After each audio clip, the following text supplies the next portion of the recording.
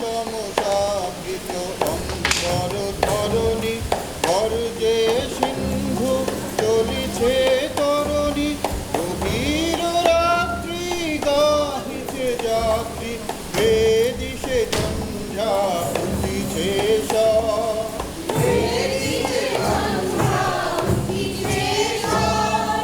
ওঠো মা দেখো মা চাহি এই তো এসেছি আর চিন্তা নাহি জননীহীনা কন্যা দীনা ওঠো মা প্রদীপ্তি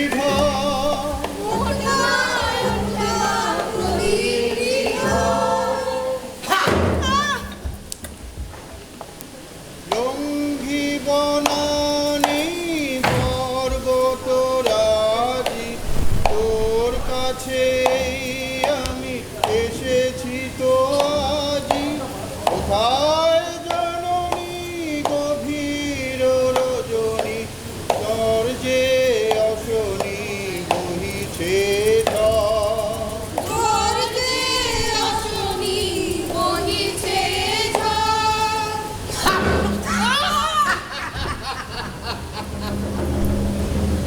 সেই ধ্বনি উঠিয়ার ধ্বনি নাদে বিধাত্রী চরণে পড়িয়া কাঁদে চরণাঘাতে বজ্র নিপাতে মূর্ছিয়া পড়িল সে অবনীপ চরণাঘাতে বজ্র নিপাতে মূর্ছিয়া পড়িল সে অবনীপ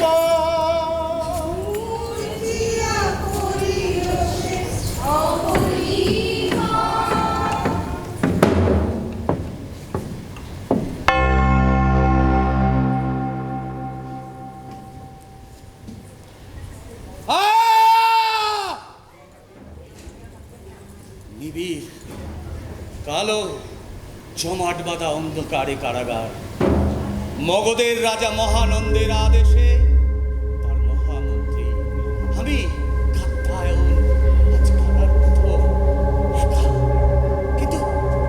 কিন্তু এখানে তো আমি একা আসিনি। রাজা আমার 7 পুত্রকে আমার সঙ্গেই এই কক্ষে বন্দী করেছিলেন। হ্যাঁ, অনাহারে মারা গেছে আমার 7 সন্তান। আর পরিহাস প্রিয় রাজা আমাদের সকলের জন্য বরাদ্দ করেছিলেন দৈনিক 1 মুঠো অন্ন। না, আমার পুত্ররা সে অন্ন গ্রহণ করলো না। এই অপমান, পরিহাস, প্রহসন তারা সহ্য করতে পারল না। মারা যাওয়ার আগে সেই অন্ন আমায় দিয়ে গেল আর বলে গেল, প্রতিশোধ নিও বাবা, প্রতিশোধ।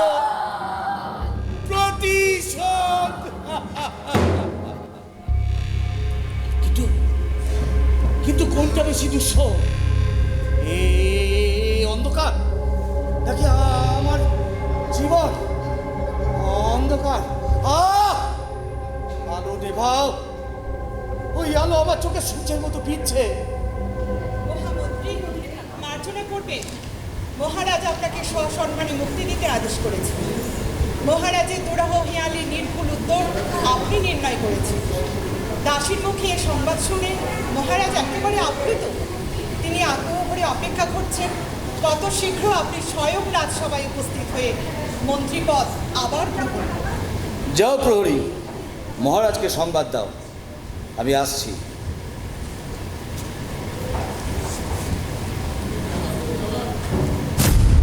এতদিন যে সুযোগের অপেক্ষায় মৃত্যুকে ঠেকিয়ে রেখেছি, আজ সেই সুযোগ সত্যি উপস্থিত। বিশ্বাস হয় না যে আমি মুক্ত। মহারাজ নন্দ, তোমার এ মহানুভবতা আমি কখনো বলবো না। আজ এই লোহার গড়ার ছুঁয়ে আমার মৃত 7 পুত্রের অতৃপ্ত আত্মাকে সাক্ষী রেখে বলে গেলাম, যে রাজার খেয়ালে আমি আমার 7 পুত্রকে হারিয়েছি, আত্মসম্মান হারিয়েছি,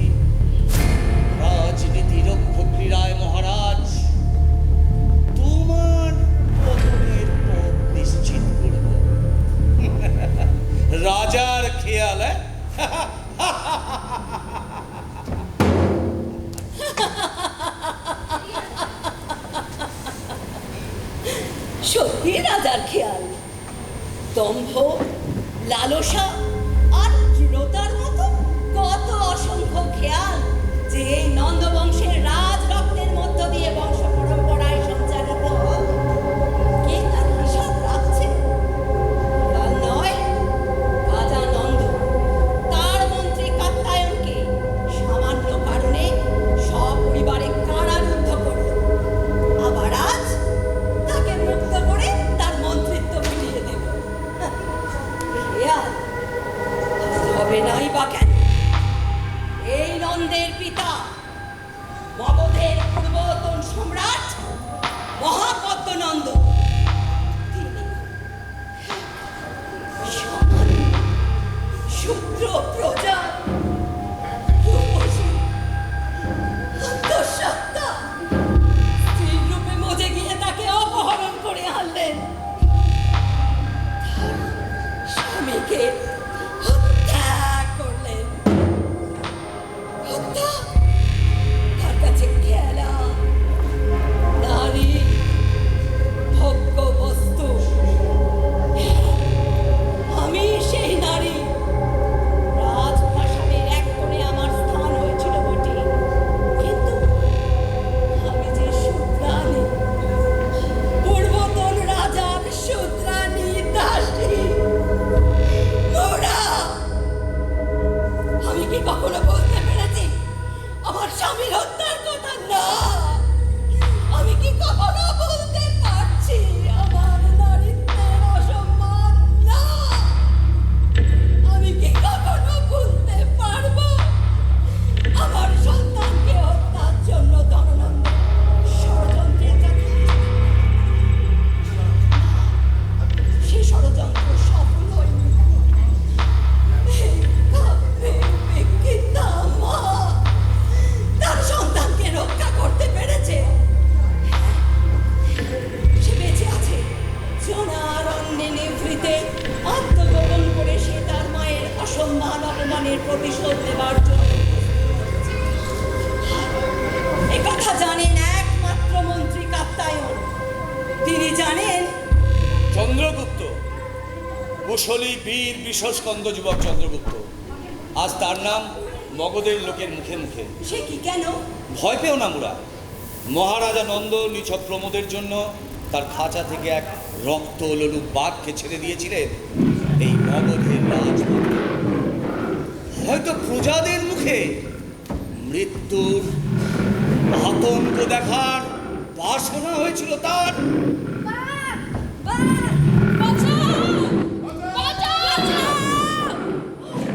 কি নৃশংস বর্বর!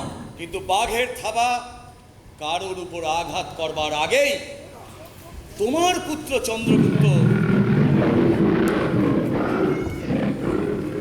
বাঘটিকে হত্যা করেছে।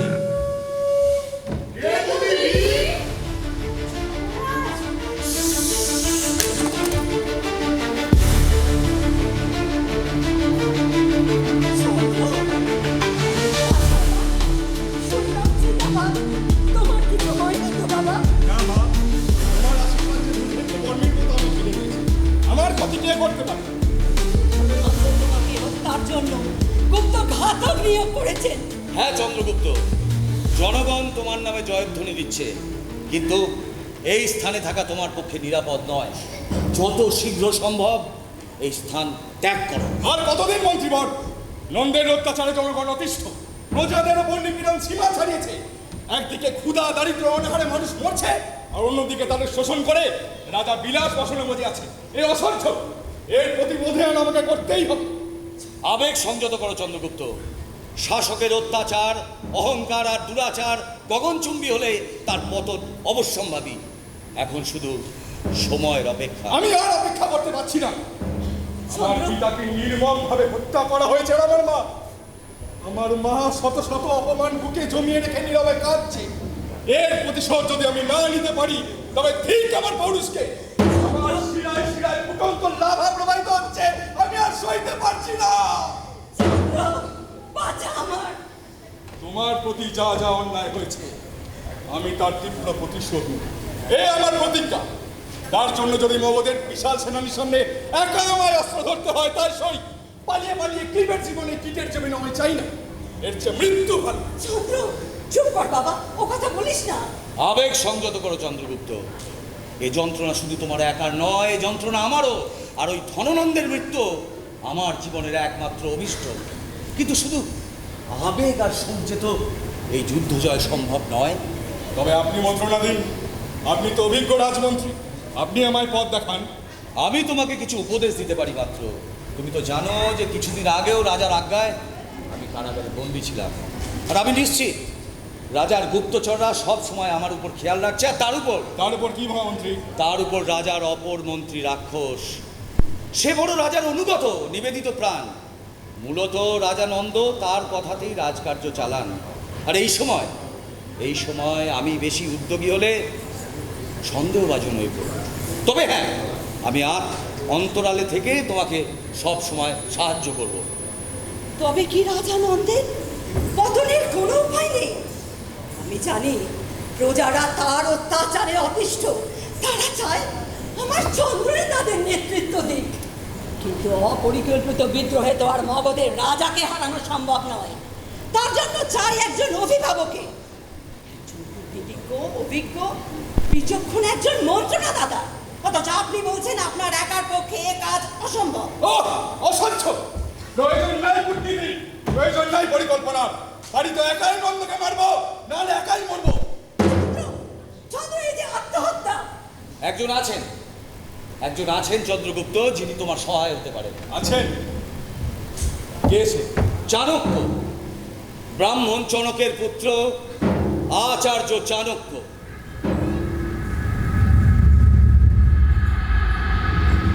এই মধ্য জলার উপরে একটা ধোঁয়ার কুণ্ডলী উঠেছে।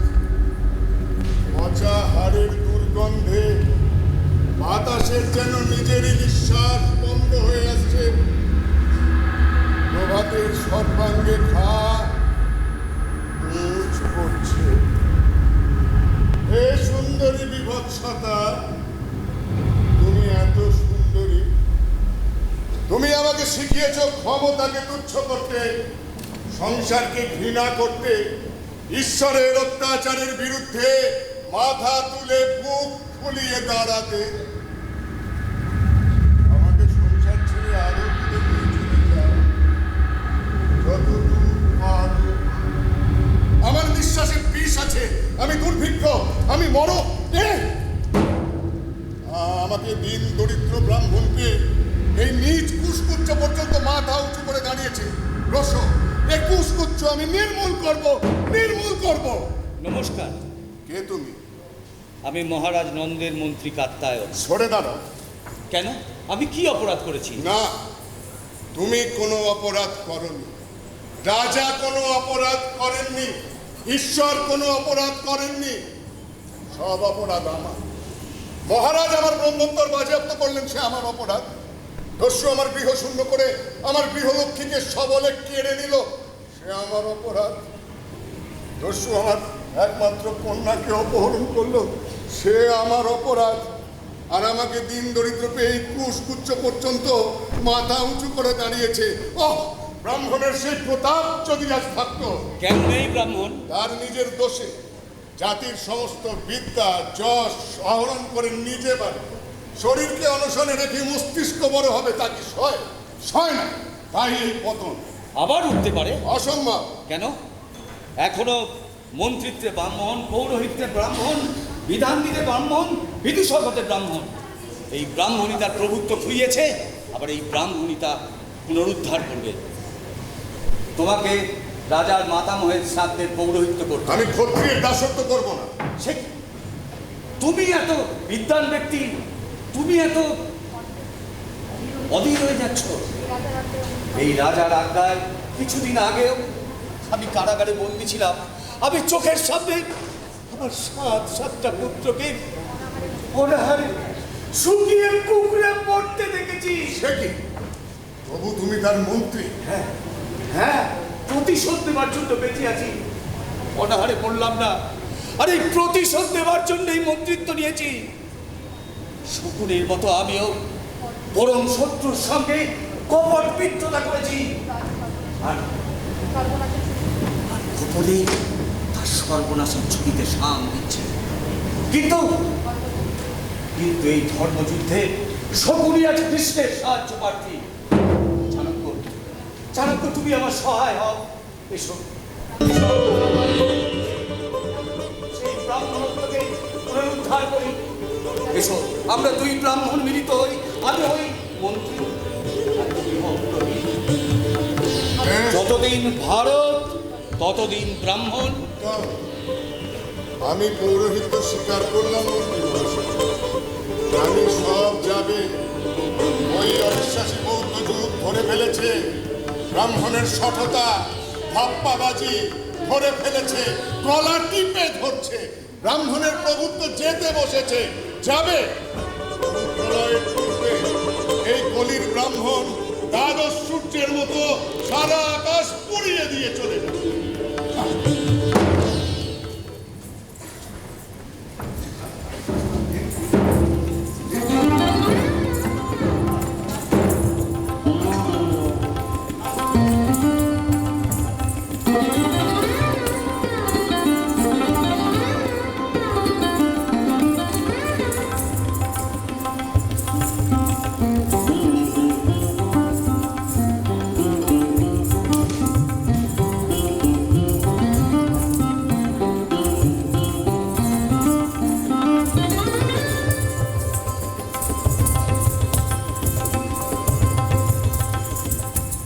মহারাজ,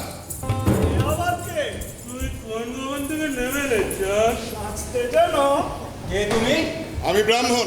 যা যা যা, এখানে কিছু হবে না। তুই গো ব্রাহ্ম, এদের আমি কিছু বলি চলে পড়ো। নিরীহ জাতি।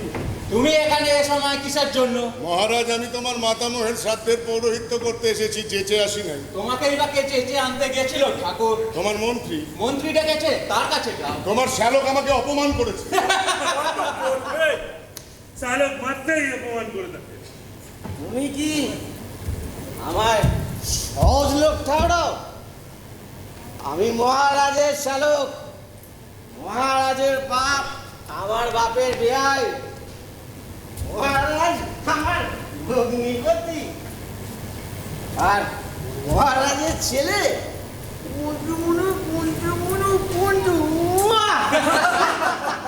আমার ভাগ্নে। তুমি কি আমায় সহজ লোক ঠরাও? যাও যাও এখান থেকে। এখানে আমরা ব্রাহ্মণের অভিযোগ শুনতে আসিনি। একে বার করে দাও। দাও, একে বার করে দাও। রনি,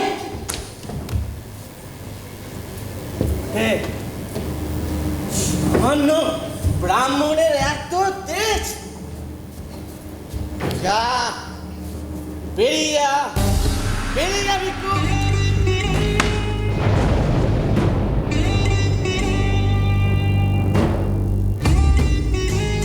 মহারাজ নন্দ, তবে একবার এই কলিযুগের বিশিষ্ট ভান্ডারে ব্রাহ্মণের প্রতাপ দেখে এই নন্দবন্ত ধ্বংস না করিত আমি চরণের সন্তান চাণক্য নই। তোমার রক্তে রঞ্জিত হস্তে আমার এই শিখা বন্ধন করব, এই প্রতিজ্ঞা করে গেলাম। মনে থাকে যেন মহারাজ। তুমি বা কেন ব্রাহ্মণকে গলা ধাক্কা দিতে গেলে? খামোকা আমরটা মাটি হয়ে গেল। মহারাজ, আবার কে? ও, তা এখানে কেন? আপনি যে আজ্ঞা করলেন অবিলম্বে। রাজকার্য এখানে কেন মন্ত্রী? তুমি বড় অবিবেচক। বলেন তো তাহলে রেখে আসি। ওই মন্ত্রী মশাই, তুমি তো সেরকমই বললে। কিরকম কিরকম?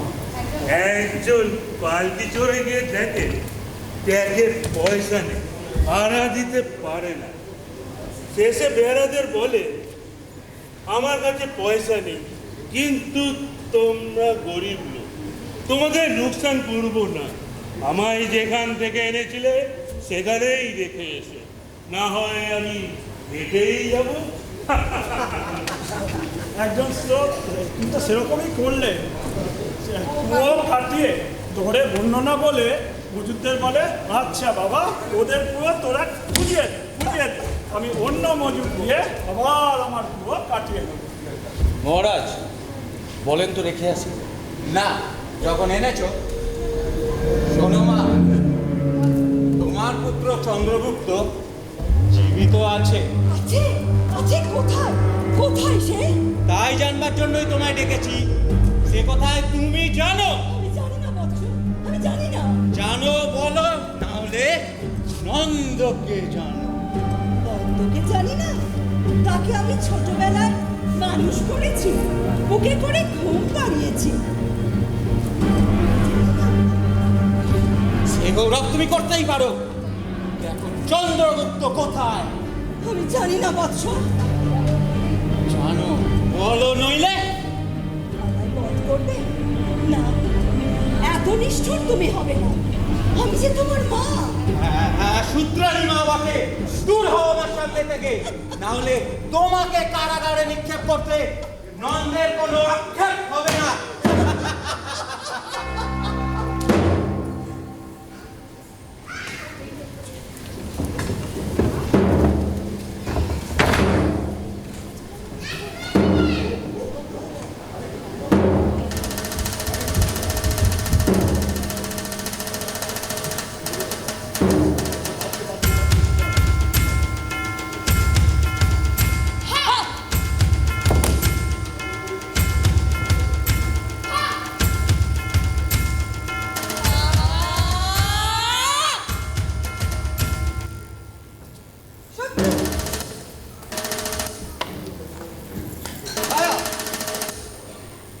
মহারাজ, এই আমার ভগিনী ছায়া, আর ইনি মগধের ভাবী সম্রাট চন্দ্রগুপ্ত।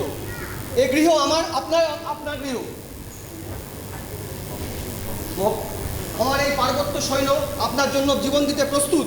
আমি এই অশিক্ষিত সৈন্যকে গ্রিক কথায় শিক্ষিত করে ছাড়ো। মগধ তো ছাড়ো, সমস্ত ভারতবর্ষ মাথা হেঁট করবে। তোমার উপর নির্ভর করতে পারি। মহারাজ, রাজভক্ত চন্দ্রকেতু চিরকাল আপনার জন্য প্রাণ দিতে প্রস্তুত। যখন নন্দ আমায় শূদ্রাণী মা বলে সম্বোধন করলো, মনে হলো আমি অগ্নির লেলিহান শিখার মধ্যে দাঁড়িয়ে আছি। মা, অবলার ওপর অত্যাচার একটা গোটা জাতি উচ্ছলে যায়। নন্দবংশ তো ছাড়, আমি এর যোগ্য প্রতিশোধ নেব। এখন তুমি বিশ্রাম নাও মা। চন্দ্রকেতু, মাতাকে কক্ষে পৌঁছে। আসুন মাতা। শূদ্রাণী, শূদ্র মানুষ নহে? তার কি ক্ষত্রিয়ের মতো হাত পা নেই, মস্তিষ্ক নেই? এত ঘৃণা!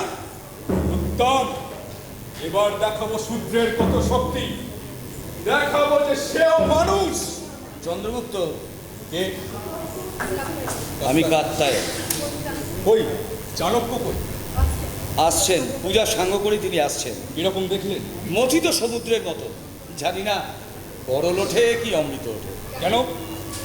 আমি এই সংবাদ দেওয়া মাত্রই তার মুক্তি প্রত্যুষের মতো দীপ্ত হয়ে উঠল, আবার তৎক্ষণাৎ গধূলির মতো ম্লান হয়ে গেল। ওষ্ঠ প্রান্তে এক ব্যঙ্গ হাস্য জেগে ধীরে ধীরে নিভে গেল। অদ্ভুত। কখন আসবেন? ওই বুদ্ধির যস্য বলং তস্য ওই আসছেন। নির্বুদ্ধস্তু কুতো বল। তুমি কথা বলো, আমি আসছি। তুমি চন্দ্রগুপ্ত? আপনার দাস। হ্যাঁ, তুমি পারবে। যদি আপনার কৃপা থাকে। আমি কে? তুমি একাই পারবে। আমি কে? দিন ব্রাহ্মণ, অতি দিন। দিন ব্রাহ্মণ? আজ ব্রাহ্মণের চেয়ে দিন আর কে? তার উপবিদ আজ ভিক্ষুকের চিহ্ন, তার সাপে সর্বস্ব ভস্য অটাদূর, সামান্য প্রদীপটি পর্যন্ত জ্বলে।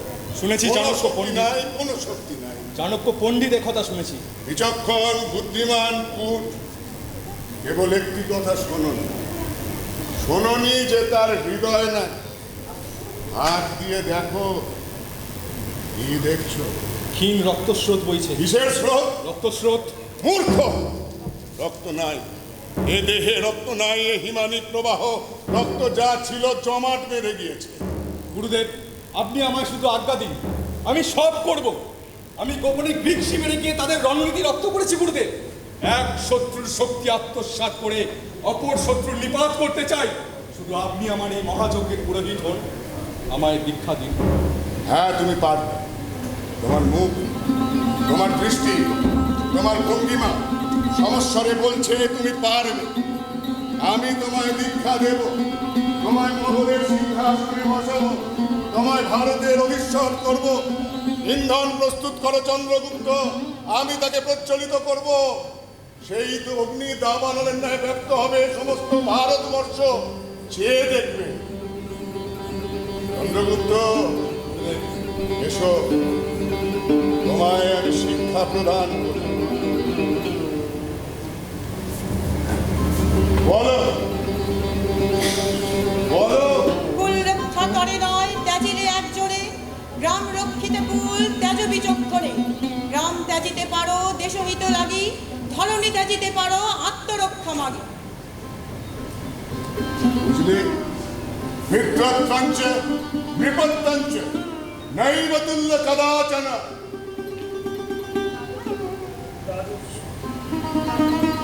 বিদ্বান সর্বত্র পূজ্য। ওঠো। বিদ্যান আর নরপতি নয় তুলনীয়, এ দুয়ে কবু না হয় সমপূজনীয়।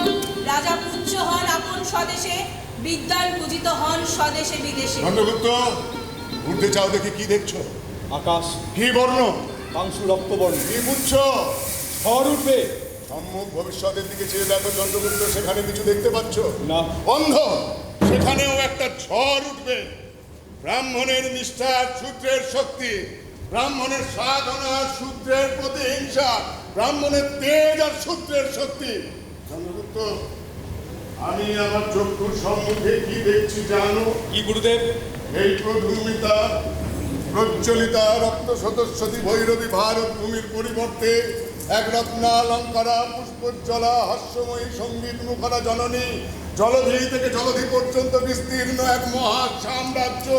সেই সাম্রাজ্যের প্রতিষ্ঠাতা তুমি, আর তার পুরোহিত এই দিন দরিদ্র ব্রাহ্মণ চাণক্য। সত্য সেলুকাস, কি বিচিত্র এই দেশ! দিনে প্রচন্ড সূর্য আর গাঢ় নীল আকাশ পুড়িয়ে দিয়ে যায়, আবার রাত্রিকালে শুভ্র চন্দ্রমা এসে তাকে স্নিগ্ধ জ্যোৎস্নায় স্নান করিয়ে দেয়। তামসী রাত্রে অগণ্য উজ্জ্বল জ্যোতিপুঞ্জে যখন আকাশ ঝলমল করে, আমি বিস্মিত আতঙ্কে চেয়ে থাকি। কোথাও কোথাও দেখি তার বন দীর্ঘ বিরাট উঁচু হয়ে দাঁড়িয়ে আছে, আবার কোথাও বিরাট বট স্নেহ ছায়ায় চারিদিকে ছড়িয়ে পড়েছে। আর সবার উপরে এক সৌম্য গৌ দীর্ঘকান্তি জাতি এই দেশ শাসন করছে। তাদের মুখে শিশুর সারল্য, দেহে বজ্রের শক্তি, চোখে সূর্যের বৃদ্ধি, লক্ষ্যে বার্তার সাহস। এ সূর্য পরাজয় করে আনন্দ আছে। গুরুকে যখন বন্দি করে আনি, সে কি বললে জানো? সম্রাট, আমি তাকে জিজ্ঞাসা করি, তুমি আমার প্রতি কি রূপ আচরণ প্রত্যাশা করো? সে নির্ভীক নিষ্কম্প স্বরে উত্তর দিলে, রাজার প্রতি রাজার আচরণ। চমকিত হলাম, তাকে তার রাজ্য প্রত্যর্পণ করলাম। সম্রাট মহানুভব, মহানুভব সেলুকাস, আমি এখানে সাম্রাজ্য স্থাপন করতে আসিনি। আমি এখানে এসেছি শৌখিন দিগ্বিজয়, জগতে একটা কীর্তি রেখে যেতে চাই। তবে সেই দিগ্বিজয় অসম্পূর্ণ রেখে কেন ফিরে যেতে চাইছেন? সে দিগ্বিজয় সম্পন্ন করতে হলে আমাদের নতুন গ্রিক সৈন্যের প্রয়োজন। কি আশ্চর্য সেনাপতি! ওই সুদূর ম্যাসিডন থেকে নিয়তির মতো দুর্বার আমি আমার অর্ধেক এশিয়ার বক্ষের ওপর দিয়ে আমার অধিরাক্ত অজেয় বিজয় শপথ অবাধে চালিয়ে এসেছি। কিন্তু দেখা পেলাম প্রথম এই শতদ্রুত তীরে। এই সংবাদ আমি বলছি। ওকে গুপ্তচর। সে কি গুপ্তচর? আমি দেখলাম এই যুবক এক শিবিরের পাশে বসে শুষ্ক তালপত্রে কি যেন লিখে চলেছে, পড়তে পারলাম না, তাই সম্রাটের কাছে লিখছে। কি লিখছিলে যুবক, সত্য বলো। সত্য বলবো না তো ধীরাজ, ভারতবাসী এখনো মিথ্যে কথা বলতে শেখেনি। বলো কি লিখছিলে? আমি সম্রাটের বাহিনী চালনা, ভূ রচনা প্রণালী, সামরিক নিয়ম মাসাব্দি কাল ধরে শিখছিলাম। কার কাছে? এই সেনাপতির কাছে। সত্য সেলুকাস? সত্য। বেশ, তারপর? তারপর কাল গ্রিক সৈন্য স্থান পরিত্যাগ করে যাবে শুনে আমি যা শিখেছি তা এই পত্রে লিখে নিচ্ছি। কি অভিপ্রায়? সেকেন্ডার শাসনে যুদ্ধ করবার জন্য নয়, আমার ইচ্ছে হলো যে দেখে আসি কি সেই পরাক্রম যার ভ্রুকুটির তলে সমস্ত এশিয়া মাথা হিট করে। তাই এখানে সেই সেনাপতির কাছে শিক্ষা করছিলাম। আমার ইচ্ছা শুধু আমার মৃত রাজ্য পুনরুদ্ধার করা। আমি মগধের বিতাড়িত রাজপুত্র চন্দ্রগুপ্ত। আমি এরূপ বুঝি নাই। আমি তো কেবল সরল মনে এই যুবকের সঙ্গে গ্রিক সামরিক প্রথা সম্পর্কে আলোচনা করছিলাম মাত্র। বুঝি নাই কে বিশ্বাসঘাতক। কে বিশ্বাসঘাত? এই যুবক। যুবক না তুমি? অ্যান্টিগন, সেলুকাস! নিরস্ত হও। অ্যান্টিগনস, একজন সামান্য সৈন্যক্ষের এতগুলো স্পর্ধা। এক্ষুনি আমি তোমাকে এই রাজ্য থেকে নির্বাসিত করলাম। আর সেলুকাস, গ্রিক সম্রাটের সামনে চক্ষু বর্ণ করা গ্রিক সেনাপতির শোভা পায় না। আর যুবক সম্রাট, যদি তোমাকে বন্দি করি, কি অপরাধে সম্রাট? তুমি আমার সৈন্য শিবিরে শত্রুর গুপ্তচর হিসেবে প্রবেশ করেছো, সেই অপরাধে ভেবেছিলাম সেকেন্ডার স্বাভাবিক, এখন দেখছি তুমি ভীরু। বন্দি করো।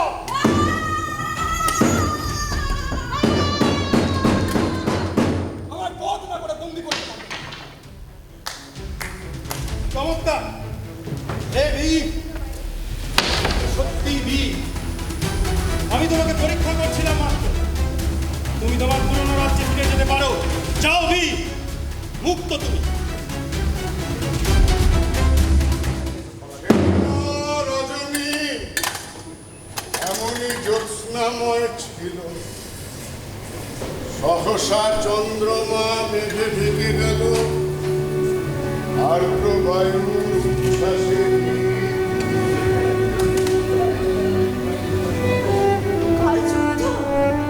কাল যুদ্ধ। চন্দ্রগুপ্ত আক্রমণ করবে। হ্যাঁ মুড়া, তা তো সমস্ত দিনে 100 বার তোমাকে বলেছি, তাও আবার সেই একই কথা এত রাত্রে জিজ্ঞাসা করতে এলে কেন? আমি স্থির হতে পারছি না গুরুদেব। চন্দ্রগুপ্ত আমার পুত্র, নন্দও আমার পুত্র। তাদের বিবাদে যে আকাশ চূর্ণ হয়ে যাবে। মুড়া, চন্দ্রগুপ্ত আমার ভিখারি, এই বিবাদে কাজ নেই গুরুদেব। নারী, সম্মুখে কালের সংহার মূর্তি, দেখতে পাচ্ছ না আকাশ কি স্থির? নিস্তব্ধে সে যেন এক ঝটিকার প্রতীক্ষা করছে।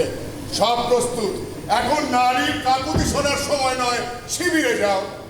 এর কাকুতি? আপনি কি বুঝবেন গুরুদেব? হে পক্ষে কি ঝড় বইছে, আপনি কি বুঝবেন? কতখানি সহ্য করছি। নারী, এই প্রতিহিংসার জ্বালা, এই মর্মদাহ, যাও শিবিরে যাও। এই যুদ্ধ অনিবার্য, যাও শিবিরে যাও। উত্তরের মুখ, পূর্ণনাভের ত্বক, সপ্তাহের গন্ধ, হিরণ্যের আস্বাদ আর গর্ধবের চিৎকার একসঙ্গে কড়ায় চাপিয়েছি। দেখি কি দাঁড়ায়। নতুন কোনো ব্যঞ্জন প্রস্তুত হবে নিশ্চয়। আকাশ দাউ দাউ করে চলে যাচ্ছে, আর আমি এই অগ্নির প্রদাহে গান তুলে দিয়েছি। চাণক্য, আমি কাত্যায়ন। এত রাত্রে সংবাদ আছে, কি?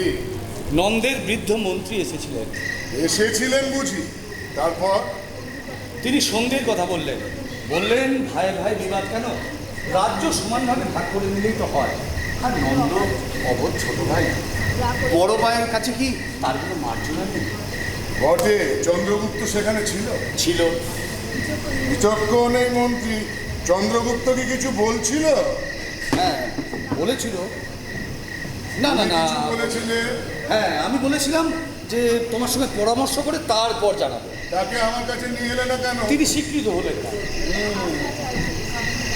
আশা চাল চেলেছে, পরাজয় অনিবার্য জেনে। আচ্ছা তুমি কি বলো? কিছু না, মনসা চিন্তিত কর্ম বচসন প্রকাশ হয়। তো আমি তোমার মিত্র। মিত্রবাদী বিশ্বাসে এখনো বলবার সময় হয়নি, তবে সন্ধি হবে না। কেন? তুমি শিবিরে যাও কাত্যায়ন, আর হ্যাঁ চন্দ্রকেতুকে একবার আমার সঙ্গে দেখা করতে বলি। আচ্ছা কিন্তু যাও কাত্যায়ন, শিবিরে যাও, আমাকে খেপিও না। নন্দের মন্ত্রী একটা চাল চেলেছে না, পরাজয় অনিবার্য জেনে। আশা চাল, কিন্তু আর কি চালবে? কিন্তু মন্ত্রী চাণক্যর সঙ্গে তুমি পারবে না। তুমি আমাকে খানিক সতর্ক করে দিলে। এই যে চন্দ্রকেতু তোমাকে একবার ডেকে পাঠিয়েছি। প্রণাম মন্ত্রীবর। কাল যুদ্ধ। তুমি কাল সর্বদা চন্দ্রগুপ্তের পাশে থেকে তাকে ব্যাপৃত রাখবে, তাকে একাকী থাকতে দেবে না, আর যুদ্ধের সময় তুমি তার পার্শ্ব ত্যাগ করবে না। জি আজ্ঞা। আমি আর মুরা ওই পর্বত শৃঙ্গের নিচে সেতু পার্শ্বে তোমাদের বিজয় বার্তার জন্য অপেক্ষা করব। জি আজ্ঞা। যা জয়স, উধার যুবক না, মুখ ফসকে বেরিয়ে গিয়েছিল। নির্বোধ যুবক, পরের জন্য সর্বস্ব পণ করে বসে আছো। চন্দ্রগুপ্ত তোমার কে? মূর্খ।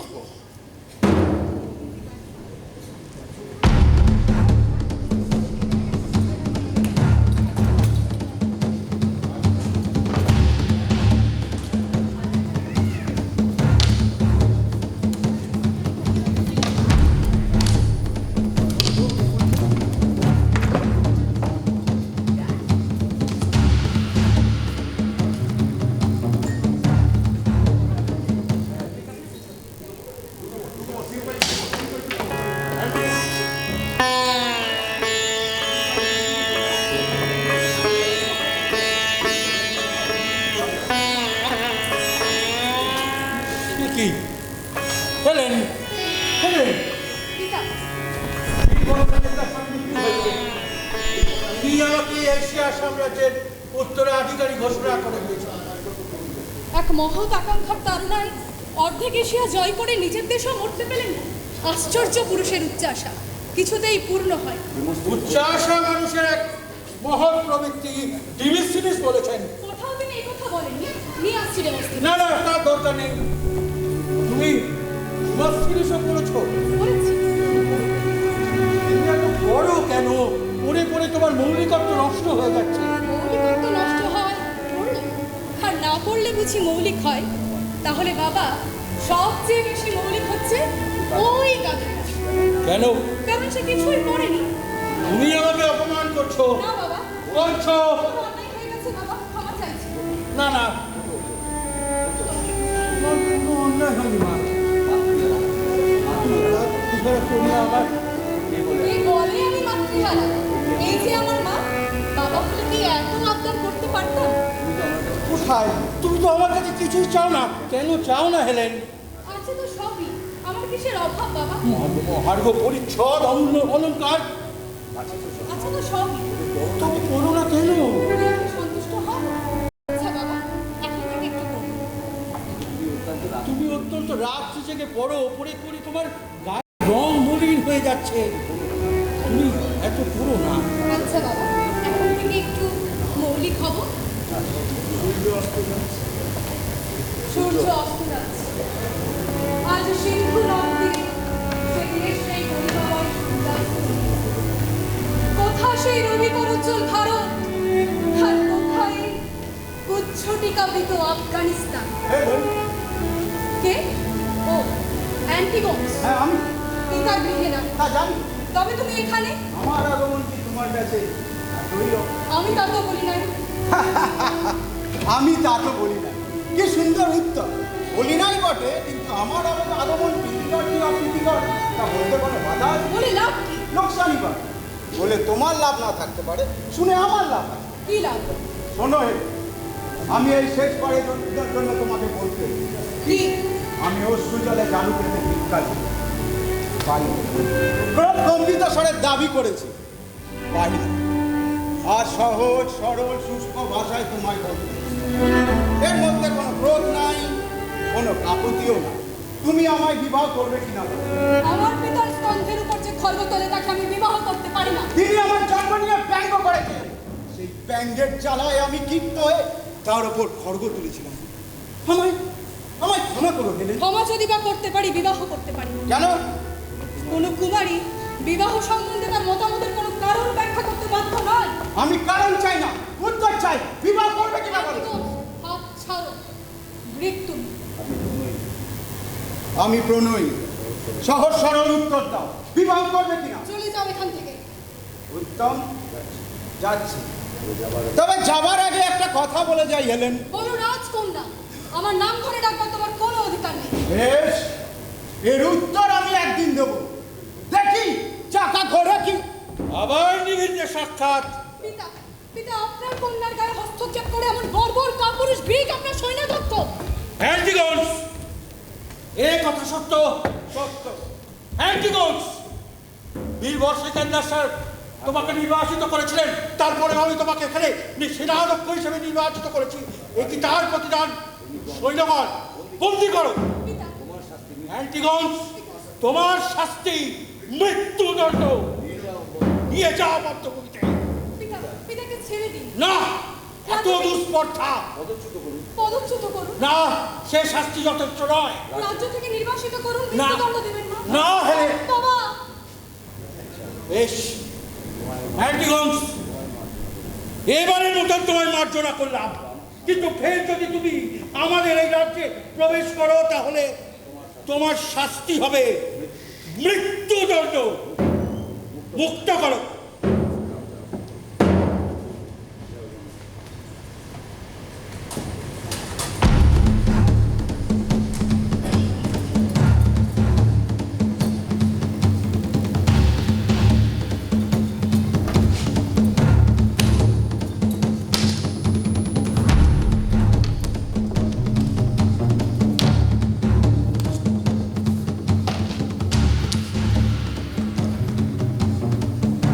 ফলাফল জানবার জন্য অধীর হয়েছে।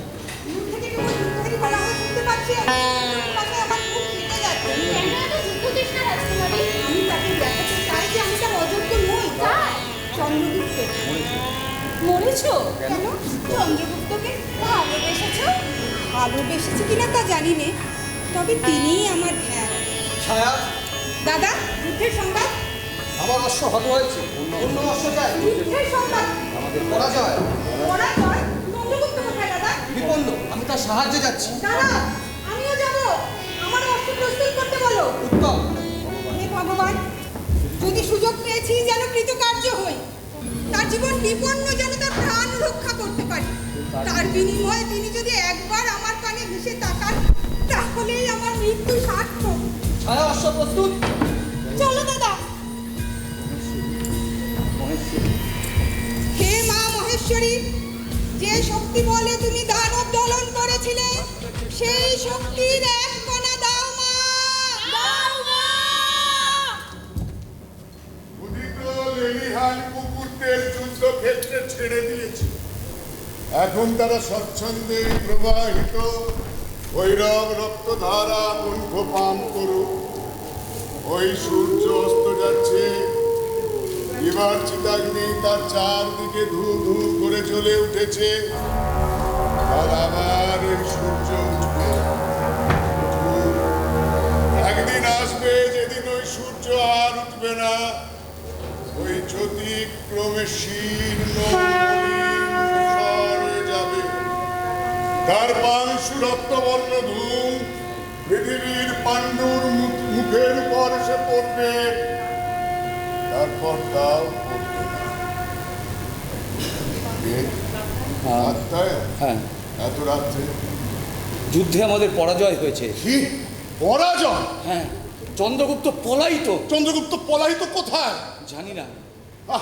চন্দ্রকেতু কোথায়? আমি তাকে অশ্ব থেকে পড়ে যেতে দেখেছি। যা আশঙ্কা করেছিলাম। তুমি এতক্ষণ কি করছিলে? আমি ওই পর্বত শৃঙ্গে দাঁড়িয়ে যুদ্ধের গতি নিরীক্ষণ করছিলাম। নিরীক্ষণ করছিলে? জয় যখন মুষ্টিগত করায়ত্ত। ওই চন্দ্রগুপ্ত আসছে। কই? ওই আসছে। হ্যাঁ, ওই চন্দ্রগুপ্ত আসছে। কাত্তায়ন কিচ্ছু হয়নি। তুমি এক্ষুনি যাও, সৈন্যদের আশ্বস্ত করো, বলো চন্দ্রগুপ্ত আসছে, পালায়নি, কোনো চিন্তা নেই। কণ্ঠকে নৈব কণ্ঠকম। মুরা মুরা মুরা এইখানে দাঁড়া। কাঁদতে জানো নারী? ওই চন্দ্রগুপ্ত আসছে, তোমাকে কাঁদতে হবে। খবরদার!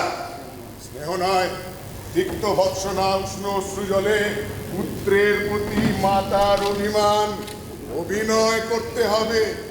প্রস্তুত? ওই যে চন্দ্রগুপ্ত আসছে। এই যে মুরা, চন্দ্রগুপ্ত বীর পুত্র তোমার যুদ্ধে জয়লাভ করে আসছে, তাকে তোমার পক্ষে নাও, উৎসব করো। না গুরুদেব, আমি জয়লাভ করে আসিনি। তবে আমি যুদ্ধক্ষেত্র থেকে পালিয়ে এসেছি। কি পালিয়ে এসে? অসম্ভব। মুরার পুত্র চন্দ্রক্ষেত্র যুদ্ধক্ষেত্রে জয়লাভ করে কিংবা প্রাণ দেয়, পালায় না। পালিয়ে এসেছো? মরতে পারোনি ভীরু? না না না, এক্ষুনি উন্মাদনা, যাও যুদ্ধ করো চন্দ্রগুপ্ত। পারবো না, কি পারবে না? ভাইয়ের গায়ে অস্ত্রাঘাত করতে। আহ, কাপুরুষ? কাপুরুষ নই ভাই। চন্দ্রগুপ্ত, সত্যি কি তুমি আমার পুত্র যে নন্দ? তাকে মার্জনা করো মা। মার্জনা? শৈশবে কত তার সঙ্গে খেলা করেছি। মগধের সাম্রাজ্য কি ভাইয়ের চেয়ে বড়? ও, তোমার কাছে মায়ের অপমান কিছুই না? মা তোমার কেউ না? ও, মায়ের চেয়ে ভাই বড়? এই তোমার পুত্র মা চিনে না, জানে না যে এ জগতে যা কিছু পবিত্র জিনিস আছে মা তার কাছে তা কিছু নয়। তা জানি গুরুদেব। না জানো না, নইলে কোন পুত্র মাতার অপমানের প্রতিশোধ নিতে দ্বিধা করে? গুরুদেব, আপনি আমায় ভাতৃবধে উত্তেজিত করবেন না। চন্দ্রগুপ্ত, এতদিনে বুঝলাম আমি তোমার কেউ না। চন্দ্র ক্ষত্রিয়, চন্দ্র ক্ষত্রিয়, তুমি ক্ষত্রিয় কুমার, সেই তোমার ভাই। আমি শূদ্রাণী, তোমায় গর্ভে ধারণ করেছি মাত্র। আমি কে? আমি তো তোমার মা নই। তুমি আমার শুধু মা নও, তুমি আমার ধর্ম। তোমার বাণী আজ আমার কাছে দৈব বাণী। আশীর্বাদ করো, এই মুহূর্তে যুদ্ধে যাচ্ছি। এই তো, এই তো আমার পুত্র। এই তো আমার শিষ্য। এসো চন্দ্রগুপ্ত, এই ক্ষণিক অবসাদ তোমার প্রাণ থেকে ছেড়ে ফেলে দাও। এইদিকে এইদিকে মেঘ নির্মুক্ত সূর্যের মতো দ্বিগুণ তেজে চলে ওঠো। কারো সাধ্য নেই যে আমার শিষ্যকে পরাস্ত করে। দৃঢ় হও, চলো আমরা, জয়স্তু।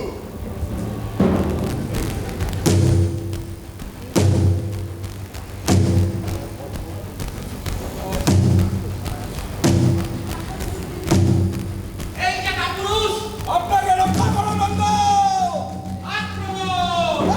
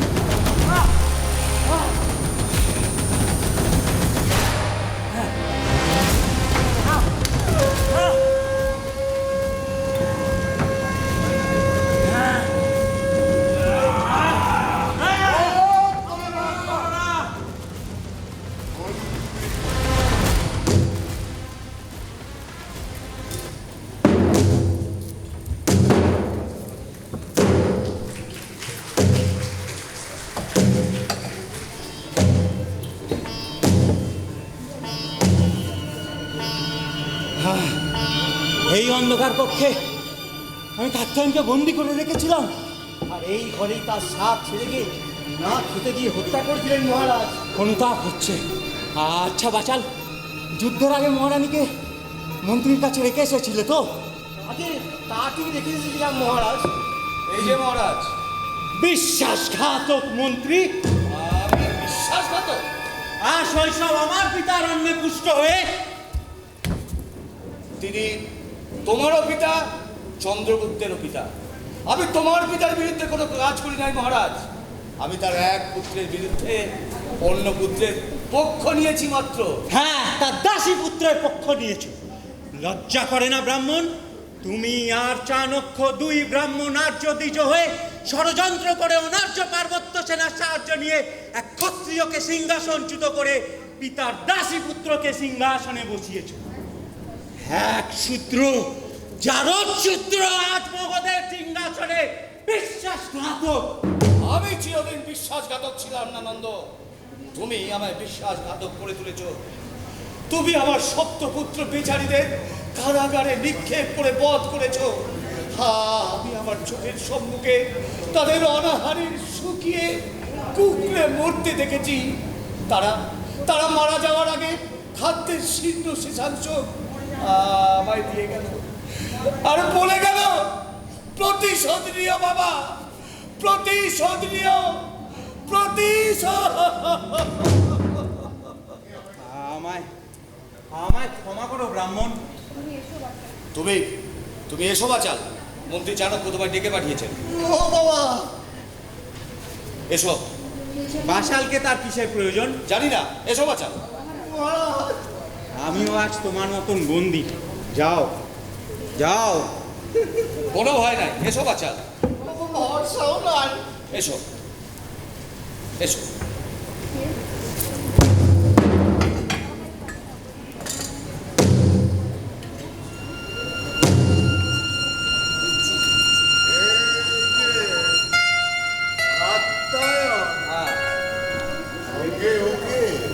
নন্দের শ্যালক বাচাল। ও বাবা, এখন যে ভারী ভক্তি। একদিন আমার শিখা ধরে টেনেছিলে, মনে আছে? কই না। ও স্মরণ নাই? স্মরণ করিয়ে দিচ্ছি। রোশো, আগে নন্দন পরিবার কোথায়? আমি তো জানি না। তুমি জানো? ও আগে জানি। কোথায়? বলাই পর্বতে। মিথ্যা কথা। মিথ্যা কথা। সত্য বলো, কোথায় নন্দন পরিবার? পিত্রালয়। আচ্ছা, কাতায়ন, তুমি সেখানে লোক পাঠাও আর এটাকে কারাগারে বন্দি করে রাখো। যদি নন্দর পরিবারকে সেখানে পাওয়া যায় তাহলে একে মুক্তি দেবে, আর যদি না পাওয়া যায় তাহলে এর মৃত্যুদণ্ড হবে। এসো বাচাল। মৃত্যুদণ্ড? হ্যাঁ বাচাল। ও আমার ভগিনী তো সেখানে নাই। বাচাল, অগ্র সাপ নিয়ে খেলছো, মনে রেখো। সত্য বলো, কোথায় নন্দর পরিবার? মন্ত্রী রাক্ষসের আশ্রয়। হ্যাঁ, এই সম্ভবত সত্য। আচ্ছা, দেখছি। সৈনিক, যাও, নিয়ে যাও। কি ভাবছো? ভাবছি মানুষ এত নীচ হতে পারে। এই কৃতজ্ঞতা অসহ্য। মানুষের এই কৃতজ্ঞতাতেই চাণক্যের রাজনীতির জন্ম। যখন গোপনে ছুরি সানাচ্ছ, মুখে হাসতে হবে। যখন পানিয়ে বিষ মেশাচ্ছ, আলাপে মোহিত করতে হবে। সঠে সত্যম সমাচারে। আমি আমি আমি নিজের প্রতিহিংসায় অন্ধ, কিন্তু কিন্তু তোমার এই রাজনীতি আমি পরিপাক করতে পারছি না। পারবে পারবে। তোমায় আমি পুরো বিশ্বাসঘাতক বানিয়ে ছেড়ে দেবো। কিন্তু এই অন্যায়। কে বলে অন্যায়? সমাজ। মানি না। বিবেক। একটা কুসংস্কার। ঈশ্বর। নাই, ঈশ্বর নাই। তুমি একেবারে পর্বতের শৃঙ্গে এসে দাঁড়িয়েছো, যে কোনো মুহূর্তে পড়বে। যদি পড়ি, একটা প্রকাণ্ড উল্কাপাত হবে, সমস্ত জগৎ চেয়ে দেখবে। যাও এখন, প্রস্তুত রেখো। খর্গ, যুবক আসছো, বলির জন্য চিন্তা করো না। কিন্তু আমি বলছিলাম, চন্দ্রগুপ্তকে মুক্তি দিলে হয় না? হ্যাঁ, তাও হয়, কিন্তু তা হবে না। যাও। হে অদৃশ্য মহাশক্তি, আশা নিয়ে চলেছ, এসে যাচ্ছে। কি দারুণ তোমার ওই কুটিল দৃষ্টি, বক্র হাসি, তীর্যক গতি, দুর্গন্ধ নিঃশ্বাস, ভঙ্গির স্পর্শ।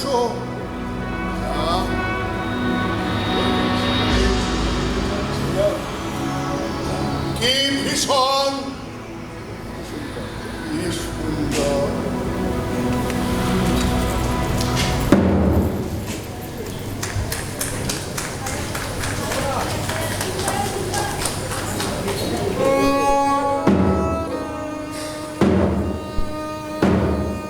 ছায়া, কে?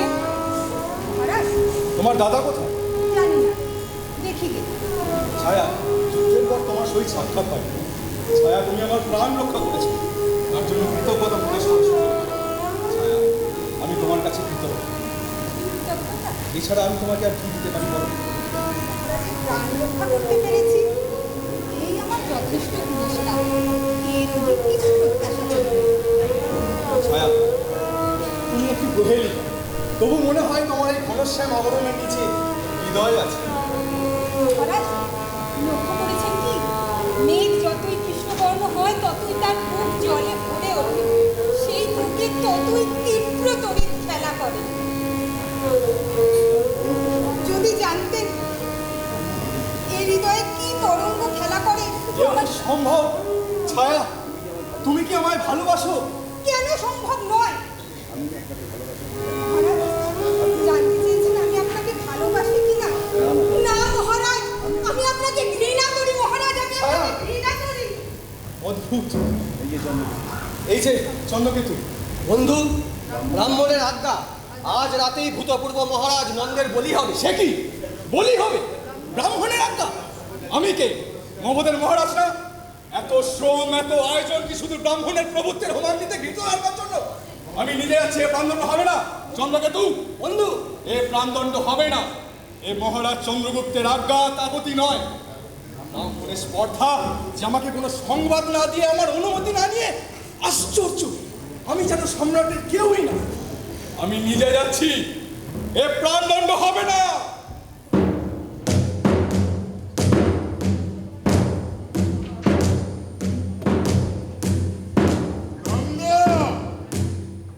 দেখেছ যে ব্রাহ্মণের প্রতাপ এখনো যায় নাই? ওই খর্গ দেখেছ, চুপ কাষ্ট দেখেছ? একদিন তোমায় বলেছিলাম না, তোমার রক্তে রঞ্জিত হস্তে আমার এই শিখা বন্ধন করব। এখনো বাঁধিনি। এই দেখো। আমায় হত্যা করবে? অবিকল। নিরস্ত্রবন্দির হত্যা, এই কি সনাতন ধর্ম? শোনো, এ হত্যা নয়, এ মৃত্যুদণ্ড। আর সেই দণ্ড দিচ্ছি আমি, ব্রাহ্মণ। গঙ্গ, প্রস্তুত হ। সৈনিকগণ, হাড়ি কাটে ফেল। আমি কাপ্তায়নের প্রতি, তোমার প্রতি অবিচার করেছি, আমায় ক্ষমা করো। এই অক্ষরে অক্ষরে মিলেছি। আমি একদিন তোমায় বলেছিলাম না নন্দ, যে একদিন এই ভিক্ষুকের পদতলে বসে তোমায় প্রাণ ভিক্ষা চাইতে হবে, আর সেই ভিক্ষা আমি দেব না। আমি প্রাণ ভিক্ষা চাইনি ব্রাহ্মণ, ক্ষত্রিয় আমি। ব্রাহ্মণের প্রভুত্ব মানি না, শূদ্রকে ঘৃণা করি, আমার পিতার গণিকা পুত্রকে ঘৃণা করি, কিন্তু মৃত্যুকে ভয় করি না। তোমার রক্তবর্ণ চক্ষুকে আমি তুচ্ছ জ্ঞান করি, কিন্তু নিজের অন্যায় বুঝি। আমায় ক্ষমা করো কাপ্তায়ন। আমি মহারাজ ক্ষমা করেছি। কাত্তায়ন, ক্ষমা নাই। এই পৃথিবীতে কেউ কারোকে ক্ষমা করে না, করতে পারে না।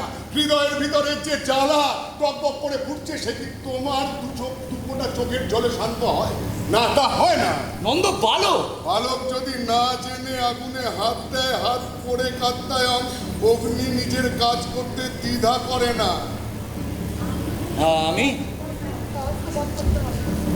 এই খর্গ নাও, তোমাকে একে স্বহস্তে বধ করতে হবে। কাত্তায়ন, তুমি পুত্র হত্যার প্রতিশোধ নাও।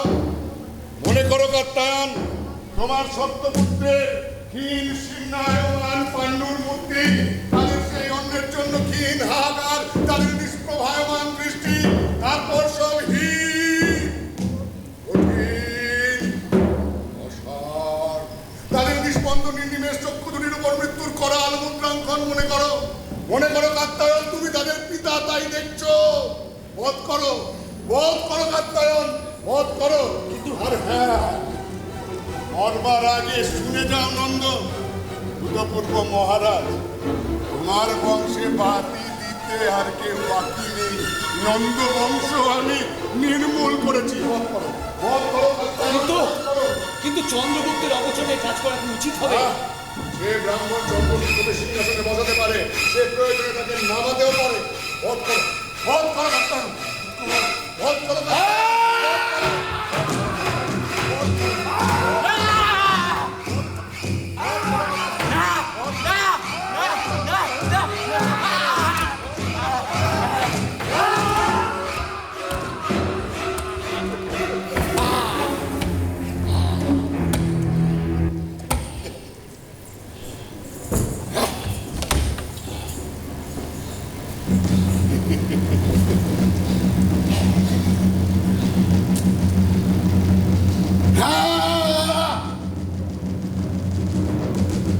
প্রতিহিংসা পূর্ণ হলো। সপ্তপুত্রের হত্যার প্রতিশোধে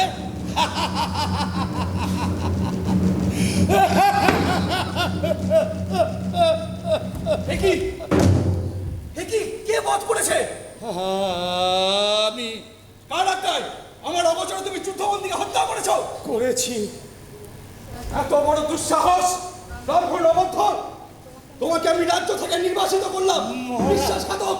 মহারাজ, শুনতে চাই না। আমি এখন থেকে দেখাচ্ছি যে আমার আজ্ঞা ভিক্ষুকের কাকুতি নয়। এই তোমার শাস্তি, যাও।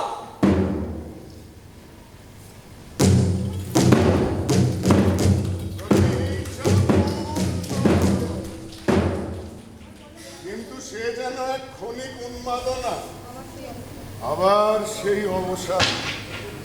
বাইরের বাদ্য থেমে গিয়েছে, আবার হৃদয়ের মধ্যে সেই হাহাকার শুনতে পাচ্ছি।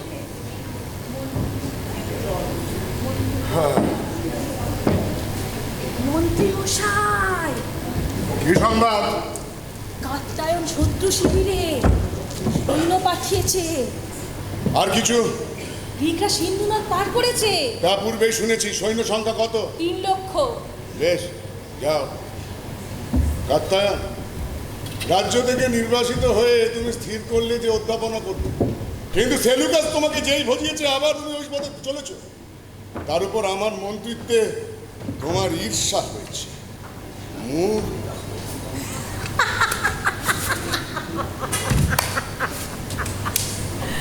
মন্ত্রী মশাই,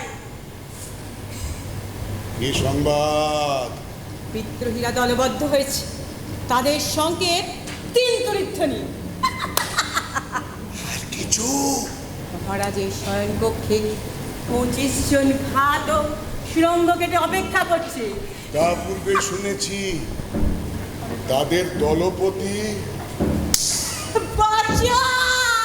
মূর্খ পাচাল বীরবল। মহারাজ চন্দ্রগুপ্তের শয়নকক্ষে সুড়ঙ্গ কেটে তাকে হত্যা করবার জন্য গুপ্ত ঘাতক অবস্থিতি করছে। তুমি সৈন্য নিয়ে যাও, তাকে হত্যা করো এই মুহূর্তে। যাও। চমৎকার এই ব্যবসা, সংবাদের চৌর্যবৃত্তি, এ চাণক্যের সৃষ্টি। মহারাজ রামচন্দ্র দূত রাখতেন বটে, কিন্তু তার নিজের কুৎসা শোনার জন্য। আর আমি গুপ্তচর রাখি কুৎসার কণ্ঠ রোধ।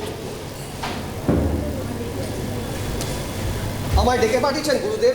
হ্যাঁ চন্দ্রকেতু, চন্দ্রগুপ্ত কাল দাক্ষিণাত্য জয় করে দেশে ফিরছেন জানো।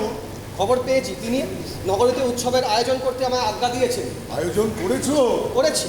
নগরী আলোকিত হবে, ঘর গৃহে গৃহে শঙ্খধ্বনি হবে, পথে বাদ্য বাজবে, আর কিচ্ছু হবে না। ব্যর্থ আয়োজন। কি আমার দিকে একদিকে তাকিয়ে আছো কেন? যাও যাও, উৎসব বন্ধ করো। সে কি যাও, করবে? বন্ধ করো, বন্ধ করো। চন্দ্রকেতু, চন্দ্রগুপ্ত দাক্ষিণাত্য জয় করে মগধে ফিরেছে, নগরে উৎসব নাই কেন? মন্ত্রী চাণক্যের নিষেধ। সে কি, গুরুদেব তার প্রিয় শিষ্যের বিজয় উৎসব করতে নিষেধ করেছেন? এ কি রূপ বিচার? মন্ত্রীবর যখন আদেশ করেছেন তার নিশ্চয়ই কোনো কারণ আছে। এর কারণ গুরুদেবের ঈর্ষা।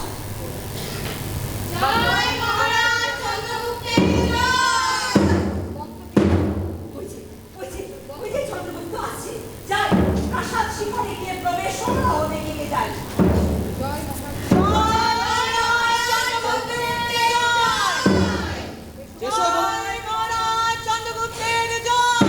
এসো বন্ধু।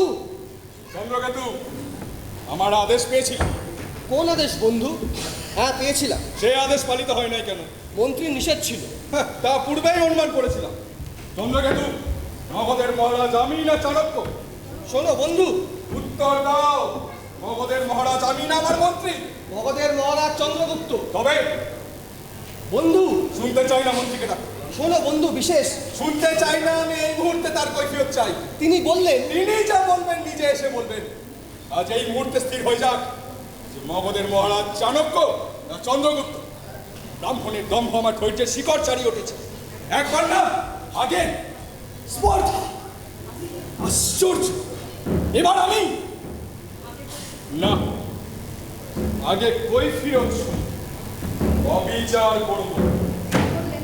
মহারাজের জয় হোক। মন্ত্রীবর, আজ আমি আমার নগর প্রবেশ উপলক্ষে নগরী আলোকিত করবার আজ্ঞা দিয়েছিলাম। সে আজ্ঞা পালিত হয় নাই কেন? আমি নিষেধ করেছিলাম। এর কারণ জানতে পারি কি? প্রয়োজন নাই। প্রয়োজন নাই। আমি যা করেছি উচিত বিবেচনা করেই করেছি। তবু আমি এর কারণ জানতে চাই। কারণ বিবৃত করবার সময় এখনো হয়নি। যখন সময় হবে বিবৃত করব। মন্ত্রী, বৎস, আমি তোমার এই অধ্যত্ত সহ্য করব না, এর বিচার করব। চন্দ্রগুপ্ত, তুমি উত্তেজিত হয়েছ, প্রকৃতিস্থ হও। মন্ত্রী, আমি জানতে চাই যে এই রাজ্যের রাজা আমি না চাণক্য? মহারাজ চন্দ্রগুপ্ত। ওই, তা তো দেখছি না। দেখছি যে নিজের সাম্রাজ্যে আমি নিজে বন্দী, নিজের গৃহে আমি নিজে ভিত। মন্ত্রী চাণক্য পাটলিপুত্রে বসে রাজভোগ খাবেন, আর মহারাজ চন্দ্রগুপ্ত দেশ দেশান্তর থেকে তা আহরণ করে দেবেন। এই যদি আমাদের মধ্যে সম্বন্ধ হয়, তবে সে সম্বন্ধ যত শীঘ্র ছিন্ন হয় ততই ভালো। মহারাজের অভিরুচি। চাণক্য চেয়েছে এই মন্ত্রী পদ গ্রহণ করেনি। তার পরিণামে এই মুহূর্তে কৈফিয়ত চাই। আমি কৈফিয়ত দেব না। এত দূর সৈনিক বন্দী করো। স্তব্ধ হও। শূদ্রের এত দূর স্পর্ধা এখনো হয় নাই মহারাজ। এই আমি মন্ত্রিত্ব ত্যাগ করলাম। চাণক্য নিশ্চিন্ত বিলাসে এই রাজধানীতে বসে নাই, সেইখানে বসে একটা প্রকাণ্ড সাম্রাজ্য চালাচ্ছে। আর চাণক্যের রাজভোগ, সে আহার করে 2 মুষ্টি আতপ তণ্ডুল, শয়ন করে অজিম সজ্জায়। তোমার রাজ্য তুমি শাসন করো। আমি মন্ত্রিত্ব ত্যাগ করলাম, আমি চললাম। আর হ্যাঁ, যাওয়ার আগে বলে যাই কি কারণে আমি এই উৎসব নিবারণ করেছিলাম। তোমার শয়নকক্ষে সুরঙ্গ কেটে তোমাকে হত্যা করবার জন্য গুপ্ত ঘাতক অবস্থিতি করছে। আমি সৈন্য পাঠিয়েছি তাদের বধ করার জন্য। আর একটি কথা, বিজয়ী সেলুকাস সিন্ধু নদ অতিক্রম করেছে। শত্রু চারদিকে সশস্ত্র। এখন উৎসবের সময় নয়, তাই আমি আপাতত এই উৎসব স্থগিত করেছিলাম। মার্জনা করুন গুরুদেব, আপনি দয়া করে মন্ত্রিত্ব ত্যাগ করবেন না। কৈফিয়ত দেওয়ার পর চাণক্য আর মন্ত্রিত্ব করে না। হ্যাঁ,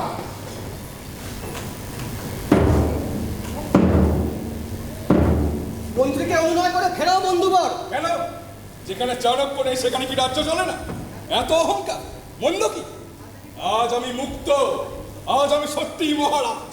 উপদেশ শোনো বন্ধু, গুরুদেবকে হাতে পায়ে ধরে ফেরাও। তোমার উপদেশ চাই না চন্দ্রকেতু। তোমার অনুরোধে একবার ব্রাহ্মণকে ক্ষমা করেছিলাম, মহাভ্রম করেছিলাম। আমি মহারাজ, আমার কোনো ক্ষমতা নেই। কিন্তু ভাইকে ক্ষমা করবার ক্ষমতাও নাই। কিন্তু তুমি ব্যঙ্গ অভিনয়ের চেয়ে সরল কৌতুক ভালো। কিন্তু তুমি ওই সিংহাসনের জন্য গুরুদেবের কাছে ঋণী। ঋণী? অপ্রিয় কথা বলতে তুমি বেশ পটুতা জানো। অপ্রিয় সত্য কথা বলার অধিকার এক বন্ধুরই আছে। সে বন্ধুত্ব হয় সমানে সমান। ওহ, আমার ঔদ্ধত্য মার্জনা করবেন ভবিষ্যতে আর আমি কোনোদিন মহারাজের সহিত বন্ধুত্ব করার স্পর্ধা দেখাবো না।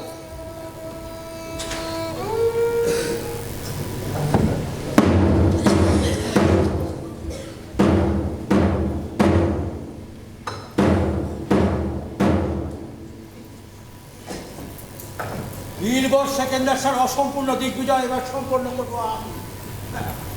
চন্দ্রগুপ্ত, এই 1 বছরে তুমি ভারতবর্ষ থেকে গ্রিক সাম্রাজ্যকে একেবারে নির্মূল করেছ। এবার আমি তার শোধ নেব। বাবা, আপনি ভারত জয় করবার জন্য যাচ্ছেন কেন? সিন্ধুর পরপারে চন্দ্রগুপ্ত রাজত্ব করছে, তা আপনার এত চক্ষুশূল কেন? চন্দ্রগুপ্ত রাজত্ব করবে কেন? এ তো আর গ্রিক নয়। আচ্ছা বাবা, সেকেন্দার শাহ সম্পর্কে একটা গল্প শুনেছি, সেটা ঠিক? কি? তিনি যখন ভারত জয় করতে গিয়েছিলেন তখন এক ব্রাহ্মণের সঙ্গে তার সাক্ষাৎ হয়। সে ব্রাহ্মণ তাকে জিজ্ঞাসা করে, আচ্ছা সেকেন্দার সাহা, ভারত জয় করে আপনি কি জয় করবেন? সেকেন্দার সাহা বললেন, চীন জয় করবেন, তারপরে আফ্রিকা, তারপরে ইউরোপ, তারপরে সেকেন্দার সাহা কিছু লাভ পেয়ে বললেন, তারপরে একটা প্রকাণ্ড ভোজ দেখুন। তা ব্রাহ্মণ বললেন, সে ভোজটা এখনই দেন না কেন? সে ব্রাহ্মণ বড়ই উদারী। না বাবা, সে ব্রাহ্মণ পরম দার্শনিক, মহারাজ, মানুষের উচ্চাসার অন্ত নাই। মহারাজ, এখনই চন্দ্রগুপ্তকে আক্রমণ করার উপযুক্ত সময়। কিন্তু 6 লক্ষ সৈন্য। আমি খবর নিয়েছি সম্রাট, চাণক্য মন্ত্রিত্ব পরিত্যাগ করায় তারা এখন বিশৃঙ্খল। আমি সংবাদ দিয়েছি, আর আমার বিশ্বাস যে এখনই আক্রমণ করার উপযুক্ত সময়। কিন্তু আমার সৈন্য সংখ্যা যে বড় কম, নিশ্চয়তা কি? আমি নিশ্চিত চন্দ্রকেতু তার স্বরাজ্যে ফিরে গিয়েছে, তারাও সম্ভবত ওই গ্রিক সৈন্যের সঙ্গে যোগ দেবে। কিন্তু এখনো যে যোগ দিচ্ছে না কেন তাই ভাবছি। সকলেই তোমার মতো বিশ্বাসঘাতক নয় ব্রাহ্মণ। হ্যাঁ, আমি আমি বিশ্বাসঘাতক? বিশ্বাস? হেলেন, বাবা, তোমার মাতা গ্রিক ছিলেন না হেলেন ছিলেন? আমার মাতা দেবী ছিলেন। তাহলে তার কন্যা তুমি, তার কন্যা হয়ে তুমি গ্রিকের গৌরব খর্ব করতে চাও? গ্রীসের গৌরব জগতে বিশৃঙ্খলা অত্যাচার নিয়ে আসা নয় বাবা। গ্রীসের গৌরব সক্রেটিস ও ডেমোস্থেনেসের, প্লেটো ও অ্যারিস্টটলে, হোমার ও ইউরিপিডিসে। গ্রীসের গৌরব ফিডিয়াস ও লাইকোগাসে, স্যাফো ও পেরিক্লিসে, হিরোডোটাস ও স্টাইলিশে। গ্রীসের গৌরব অসভ্য ইউরোপ খণ্ডে সূর্যের মতো কিরণ দেওয়ার। যেমন করে ভারত আর্য যুগে এশিয়ায় আলো দিয়ে এসেছে, গ্রীস ও ভারত সন্ধ্যার সূর্য ও পূর্ণচন্দ্রের মতো। প্রাচ্য ও প্রতীচ্যের আকাশ বিভাগ করে নিয়েছে, তাদের সংঘাতে যে প্রলয় হবে, যুদ্ধ ও হত্যার ব্যবসা বাবা। তুমি কি বলতে চাও? মিস্টাইলিস লিওনিডাস সবাই যুদ্ধে ব্যবসা করতেন। তারাই ব্যবসা নিয়েছিলেন আক্রান্ত দেশকে বাঁচাতে, কেড়ে নিতে নয়। এই কথা আমি বিশ্বাস করি না। যুদ্ধ যদি আত্মরক্ষাতে অনিবার্য হয়, যুদ্ধ করুন, কিন্তু শান্তি ভঙ্গ করতে না। এ কি উচিত হচ্ছে বাবা? এই কথা আমি শুনতে চাই না। ধাত্রী,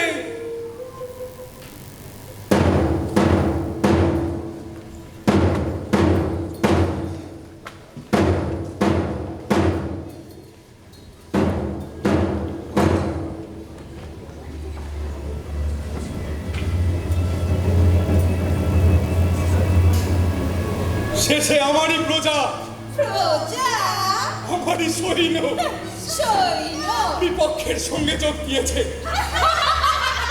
বাইরে শত্রু, ঘরে শত্রু, আর রক্ষা নাই। এ প্রকৃতির প্রতিশোধ। হিতৈষীকে শত্রু জ্ঞান করে রাজ্য থেকে নির্বাসিত করেছি।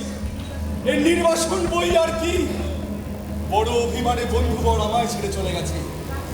যাক, সাম্রাজ্য ধ্বংস হয়ে যাক, আমি যুদ্ধ করব,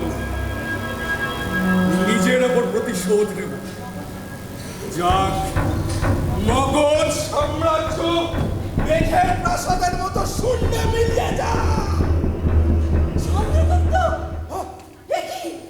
মা, মা, বিদায় দাও, যাচ্ছি। কোথায়? যুদ্ধে, যুদ্ধ করতে করতে মরবো। যুদ্ধে মরবো। পিঞ্জরাবদ্ধ ব্যাখ্যানের মতো আমাকে খুঁচিয়ে মারতে দেবো না। যুদ্ধ করতে করতে মরবো। সৈনিক, পার্শ্বরক্ষীদের আজ্ঞা দাও, যাও যাও। ও কি মহারাজ, চন্দ্রগুপ্তের জয়? এ কি, আমি কি স্বপ্ন দেখছি, না এই শত্রুর ব্যঙ্গ জয়ধ্বনি? মহারাজ চন্দ্রগুপ্তের জয় চাণক্য আর চন্দ্রকেতুর সাথে নির্বাসিত হয়েছে। মহারাজ চন্দ্রগুপ্তের জয়। ওই আরো কাছে। এ কি স্বপ্ন? স্বপ্ন। এসেছি বন্ধু, গুরুদেবকে হাতে পায়ে ধরে নিয়ে এসেছি, আর কোনো ভয় নাই।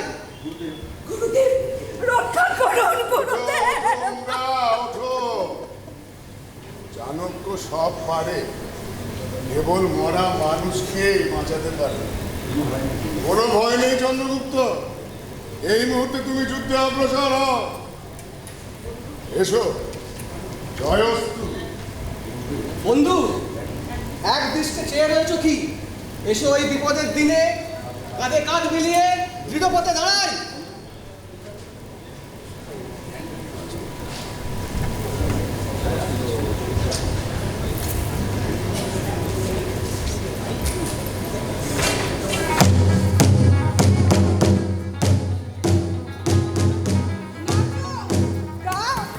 আজ আমিও তোমাদের সঙ্গে যুদ্ধে যোগ দেব।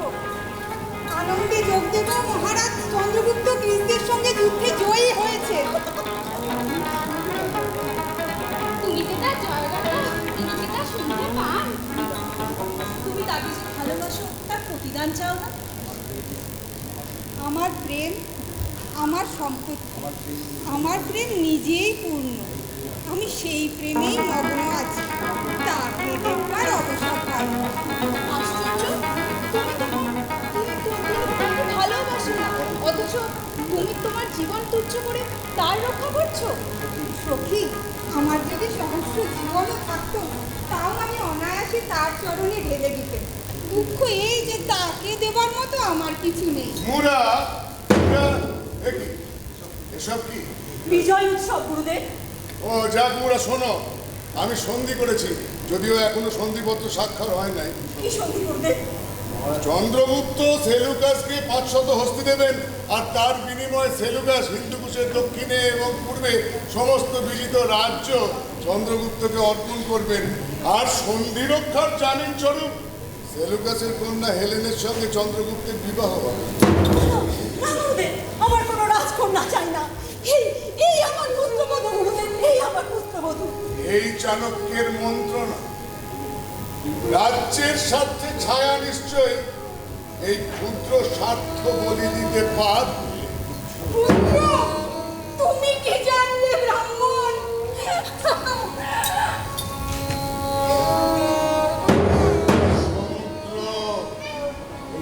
তরঙ্গহীন, অন্তহীন, শব্দহীন, যতদূর দেখা যায় মৃত্যুর মতো স্থির।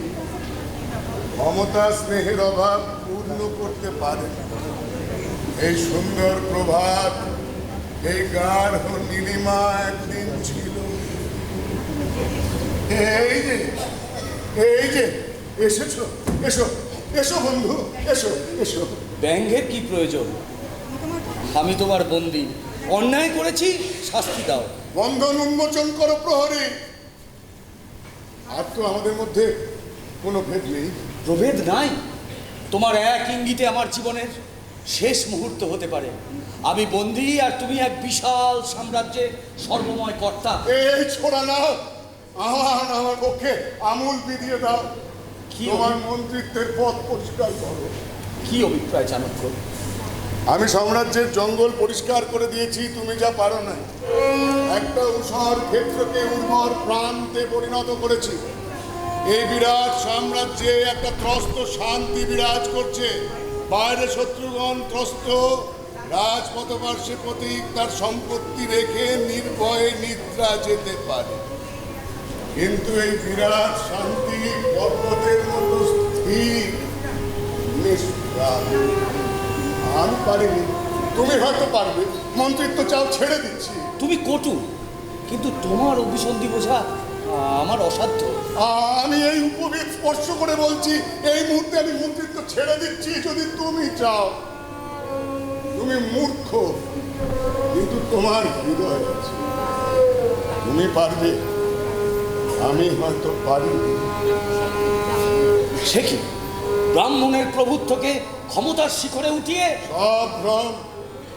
ওই বৌদ্ধ ধর্মের বন্যা আসছে। আমি আমার দূরদৃষ্টির সম্মুখে কি দেখছি জানো? কি? এই পুনরায় বিখণ্ড সাম্রাজ্যের উপর প্রেতের ভৈরব নৃত্য।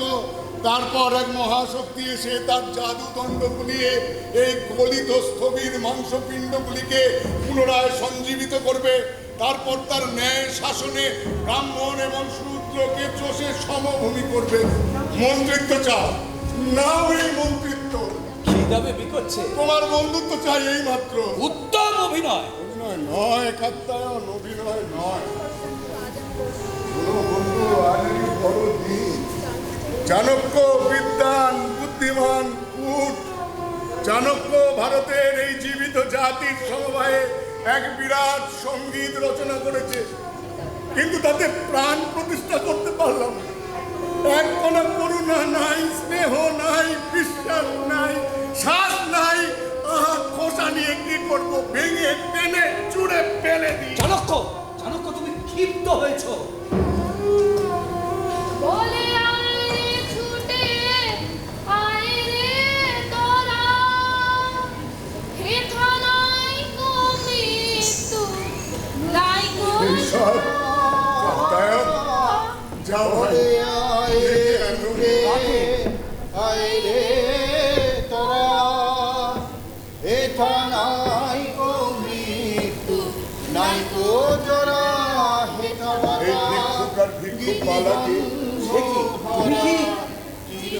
কেন এমন হয়? এই বালিকার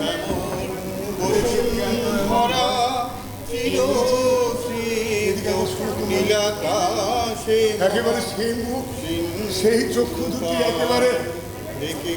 অথচ ভিক্ষুক, একটা কথা জিজ্ঞাসা করুন, এ তোমার কোন? আমারই। আর কার? সত্য বলো, প্রচুর অর্থ দিব, সত্য বলো। না বাবা, এ আমার মেয়ে নয়। পথে মানিক কুড়িয়ে পেয়েছি, তবে সেই অবধি একে নিজের মেয়ের মতন করেই মানুষ করেছি বাবা। তবে তোমার মেয়ে নয়? কুড়িয়ে পেয়েছি বাবা। কোথায় পেলে? ভগবান দিয়েছেন, নাহলে এই অন্ধ বুড়োকে হাত ধরে নিয়ে কে বেড়াতো বাবা। কি পুণ্যে মাকে পেয়েছি জানি না। ডাকাতি করে খেতাম, সেই পাপে আর চক্ষু দুটি হারিয়েছি। দস্যু ছিলে, ব্যবসা ছেড়ে দিয়েছ? দিয়েছি বই কি বাবা, নাহলে চন্দ্রগুপ্তের রাজত্বে ডাকাতি করে তার শাস্তি। মেয়ে কোথায় পেলে? অবন্তিপুরে। অবন্তিপুরে কোথায়? পথে।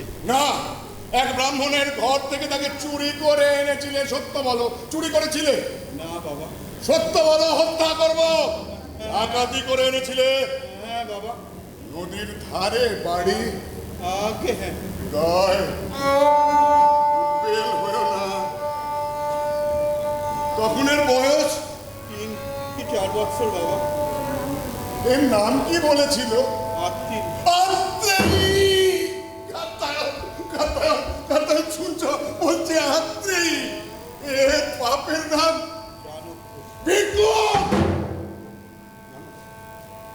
না না, তোমায় আমি মারবো না, তোমার কেশাগ্র স্পর্শ করবো, তোমার ক্ষতি করবো না। কাত্তায়ন না, সৈনিক না। আমি সেই ব্রাহ্মণ, এ কন্যা আমার। না বাবা, আমার মেয়েকে তুমি কেড়ে নিও না। আমার অন্ধের নারী, আমি খেতে পাবো না। তোমাকে এক খণ্ড রাজ্য দিব। দেখো, তুমি আমাকে ভিখারি করেছো, তুমি আমাকে সম্রাট করেছো, তুমি আমাকে নরকে নিক্ষেপ করে আবার স্বর্গে তুলেছো। আমি তোমাকে বধ করে তোমার মূর্তি গড়িয়ে পূজা করব। না না না, এ কি দুঃখ না, আনন্দ। এই যে করতে হবে, যাতে বুঝতে পারি যে আমি বেঁচে আছি। নারী দেখতে যাও? দেখো আমি বেঁচে আছি কিনা। চাণক্য, চাণক্য তুমি প্রকৃতিস্থ হও। না, এ অসম্ভব। এ ছলনা, প্রতারণা, ষড়যন্ত্র, তোমার ষড়যন্ত্র কাজ।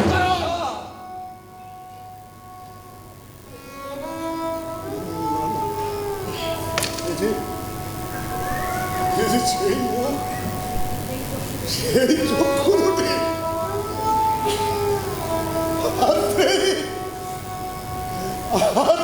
মা আমার কোথায় ছিলি মা?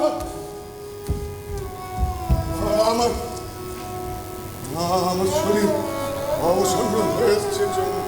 ডাক্তার, আমাকে কুটিরে নিয়ে চলো।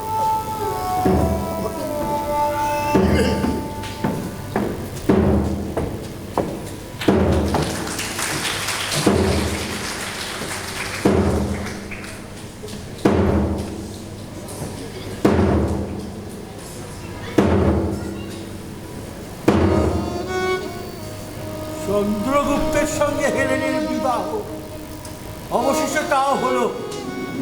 নগরের ওই উচ্চ উৎসব গ্রীষ্মের লজ্জা বিবর্তিত করছে। আমি আপনাকে নিয়ে যাবো বলে এসেছি। না মা, আমি যাব না। আপনি আপনার কন্যার বিবাহ উৎসবে যাবেন না? না, আমি এখান থেকে বিদায় নেব। সে কি কথা? জানেন বাবা, আজ এই সমস্ত নগর জুড়ে যে উৎসব দুন্ধুবি বাজছে, তা আমার কর্ণে মরণের আর্তনাদ দিনাদিত করছে। বাবা, বাবা জানেন কি, আপনাকে ছেড়ে যেতে এই লোকটি কি হচ্ছে, একটা প্রলয় হয়ে পড়ছে। তুমি তুমি চন্দ্রগুপ্তকে ভালোবাসো না? সে কথা বুঝিয়ে দিতে হবে। তাহলে তাহলে তুমি এই বিবাহে রাজি হলে কেন? এলেন, আমি যদি জানতাম যে তুমি এই বিবাহে সুখী হয়েছ, তাহলে তাহলে আমি তোমার আনন্দে শত দুঃখ ভুলে যেতাম। কিন্তু যখন বুঝলাম যে তুমি এই বিবাহে সুখী, তখন দুঃখ হলে কি স্বেচ্ছায় তাকে বরণ করে নিতে পারতাম? পরের হিতে কর্তব্যের জন্য আত্মবলিদান, সে যে পরম সুখ, সে যে উল্লাস, সে যে গৌরব। কিন্তু তোমার গৌরব, কিন্তু কিন্তু গ্রীষ্মের লজ্জা। এত বড় বিবাহ জগতে আর কখনো হয়েছে? এই বিবাহে দুই সভ্যতার মধ্যে যে মহা ব্যবধান, তা ভেঙে গেল। দুই মহাদেশ এক হয়ে গেল। যে দেখুন, ওই প্লেটো আর কপিল মুনি একসঙ্গে গান ধরে নিয়েছে। সোলান ও মনু গলা ধরাধরি করে দাঁড়িয়েছে। আপনাদের মৃদঙ্গের সঙ্গে বাল্মীকির বীণা বেজে উঠেছে। হিরোডোটাস ও ব্যাস, সক্রেটিস ও বুদ্ধ, একিলিস ও বিশ্ব, প্যান্থিয়ন ও পুরাণ সব এক হয়ে গেল। অর্থিয়াসের লায়ার এবং শ্রীকৃষ্ণের বাঁশরের সুর একসাথে মিলে গেল। তুমি ওদিকে তাকিয়ে কি দেখছো?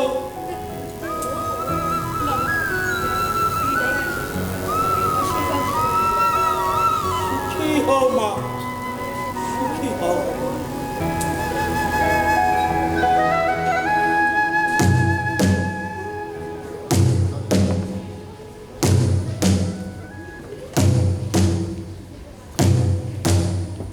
মহারাজ চন্দ্রগুপ্ত, তুমি হিন্দুকুশ থেকে কুমারিকা পর্যন্ত এক বিরাট সাম্রাজ্যের অধীশ্বর হয়েছ, যা তোমার পূর্বে কোন ভারতীয় নরপতি নিজের কল্পনাতেও আনতে পারেনি। তুমি গ্রিক সম্রাটের সেনাবাহিনীকে পরাস্ত করেছো নিজের বাহুবলে। তোমার নাম ভারতের ইতিহাসে ধন্য হোক। গুরুদেবী সেই কীর্তি সূচনা করে দিয়েছে। আমার কাজ সমাপ্ত হয়েছে চন্দ্রগুপ্ত, এখন আমি বিদায় গ্রহণ করি। আমাকে কি অপরাধে ত্যাগ করে যাচ্ছেন গুরুদেব? আমি যে কাজ এতদিন করেছি, সে কাজ অদ্ভুত হলেও তা ব্রাহ্মণের কর্তব্য নয়। দর্প, উচ্চাসা, প্রতিহিংসা এই ব্রাহ্মণের উচিত প্রবৃত্তি নয়। ব্রাহ্মণের উচিত প্রবৃত্তি ক্ষমা, ত্যাগ, করুণা। যে রাজ্য তুমি বাহুবলে অর্জন করেছ, তা তোমার এই যোগ্য মন্ত্রীর দ্বারা তুমি শাসন করো। আর তুমি? আমি আর শাসন করতে চাই না। এখন আয় মা, তুই আমাকে শাসন কর। কাত্তায়ন কি জাদু জানে? ছুটে আয় রে তোরা,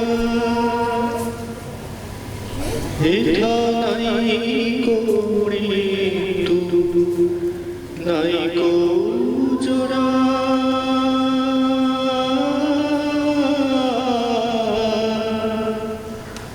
বলে আয় রে ছুটে প্রকৃতি আজ প্রকৃতিস্থ হলো। এত বুদ্ধি অথচ হৃদয় নাই। এই অনিয়ম কি এই পৃথিবীতে সয়? মহারাজ চন্দ্রগুপ্তের জয়, জয় মহারাজ চন্দ্রগুপ্তের জয়।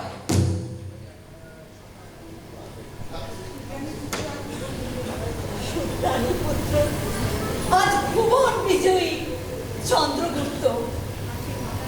মাতার নামে এই রাজবংশের নাম হোক মৌর্য বংশ। তুমি চিরজীবী হও বৎস, চিরজীবী হও। যে সম্মান তুমি আজ দিয়েছ এর আগে কোনো মা পাইনি। এর আগে তোমার কীর্তির বলে রাজমাতা অনেক আগেই হয়েছে।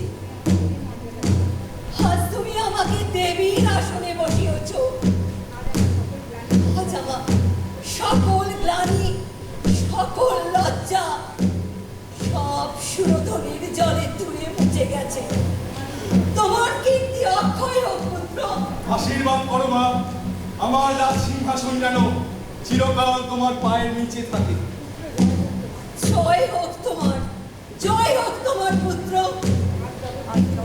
আজ জগৎ দেখল মাতার প্রতিজ্ঞা, পুত্রের শৌর্য আর গুরুর শিক্ষা, এই তিন মহাশক্তি এক হলে তার সামনে সারা পৃথিবী নতজানু হয়। আমি দেখতে পাচ্ছি মহারাজ, আজ থেকে শত সহস্র বছর পরেও ভারত ভূমির এই মাতা ও পুত্রের বিজয় গাথা, কৌটিল্য চাণক্যের দূরদর্শিতার কাহিনী জগৎবাসী শ্রদ্ধার সঙ্গে স্মরণ করবে। আর এই ভারতের মা ও পুত্রের বীর গাথা অক্ষয় হয়ে থাকবে। জয় গুরুশ্রেষ্ঠ চাণক্য, জয় রাজমাতা মুরা, জয় মুরা তোমায়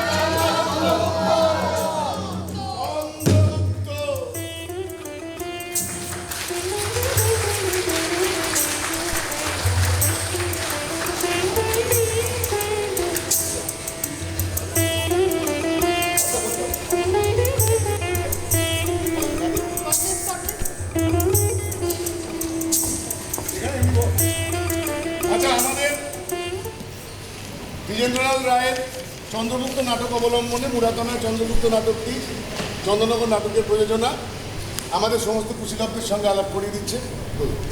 চন্দ্রগুপ্ত কৌশিক কুণ্ডু, চাণক্য পল্লব ব্যানার্জি, মুরা সুতপা কুমার, নন্দ সৌম্যব্রত রায়, চন্দ্রকেতু শ্রমিক গঙ্গোপাধ্যায়, কাত্তায়ন পরীক্ষিত রয়, বাচাল অর্পণ ব্যানার্জি, সেলুকাস সৌভিক চক্রবর্তী, আলেকজান্ডার আর্যতীর্থ মুখার্জি, ছায়া শুক্তারা ব্যানার্জি, অ্যান্টিগোন্স পার্থপ্রতিম কুণ্ডু, হেলেন দোলন মুখার্জি, বাঘিনী পুণ্যশ্রী কুণ্ডু, ভিখারি অভিক চক্রবর্তী, স্পেশাল অ্যাপিয়ারেন্স পারমিতা চ্যাটার্জি, প্রথম পরিষদ সম্পদ মুখার্জি, দ্বিতীয় পরিষদ সুমিত বর্ধন, গ্রিক সৈন্য রুকসার বেগম এবং প্রিয়াঙ্কা বড়ুয়া, ভারতীয় সৈন্য এবং চর অমৃতা ঘোষ রয়, ভারতীয় সৈন্য সমর্পিতা বিশ্বাস, ছায়াসঙ্গী গ্রামবাসী এবং সৃজিতা ব্যানার্জি, তিতলি দে,